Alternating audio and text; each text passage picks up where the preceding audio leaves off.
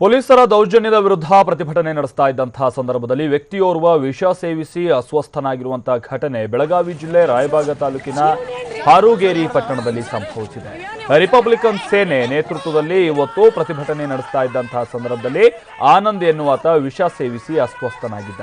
2016ರ November 4ರಂದು Mugalkhod ಪಟ್ಟಣದಲ್ಲಿ 30 ವರ್ಷದ ಆನಂದ್ ಕಲ್ಲೋಳಿ ಎಂಬಾತನ ಮೇಲೆ ಪೊಲೀಸರು ವಿನಾಕಾರಣ ಹಲ್ಲೆ ಮಾಡಿದ್ದಾರಂತೆ.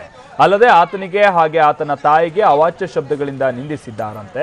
ಈ ರೀತಿಯಾದಂತಹ ಒಂದು ಆರೋಪ ಕೇಳಿಬಂದಿತ್ತು.